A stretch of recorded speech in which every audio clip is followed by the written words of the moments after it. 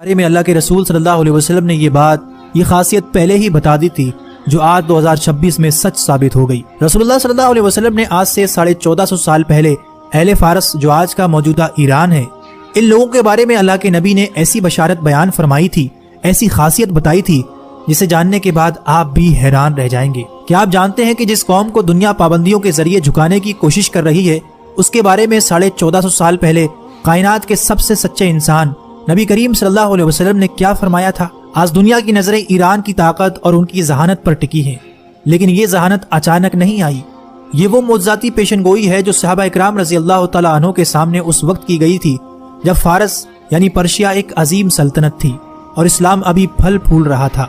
صحیح بخاری کی وہ حدیث یاد کریں جب حضور صلی اللہ علیہ وسلم نے حضرت سلمان فارسی کے کاندھے پر ہاتھ رکھ کر فرمایا تھا، اگر علم یا ایمان ثریا ستارے آسمان کی بلندیوں پر بھی ہوگا تو فارس کے بیٹے وہاں پہنچ کر اسے بھی حاصل کر لیں گے۔ یہ صرف ایک جملہ نہیں تھا بلکہ ایک قوم کے ڈی این اے کی خبر تھی۔ تاریخ گواہ ہے کہ امام بخاری ہوں یا امام مسلم ہوں یا بڑے بڑے مسلم سائنسدان، ان کی جڑیں اسی خطے سے تھیں۔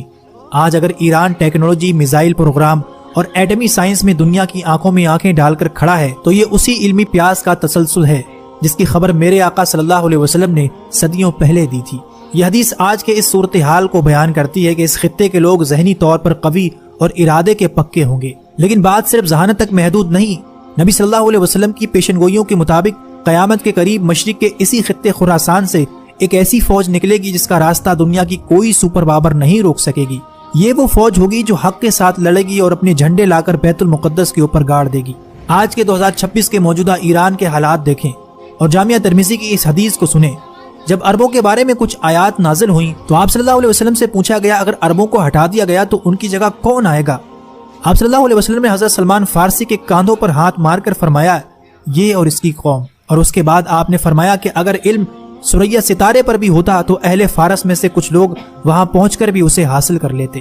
مسند احمد کی ایک اور روایت میں آپ صلی اللہ علیہ وسلم نے فرمایا قریب ہے کہ اللہ تعالیٰ تمہارے ہاتھوں کو عجم غیر عربوں سے بھر دے، پھر وہ عجمی ایسے شیر ہوں گے جو بھاگیں گے نہیں، وہ تمہارے دشمنوں کو قتل کریں گے اور فاتح بنیں گے۔ آج 2026 میں کیا آج ہم اپنی آنکھوں سے وہ منظر نہیں دیکھ رہے کہ تمام تر مخالفت کے باوجود یہ خطہ جھکنے کو تیار نہیں؟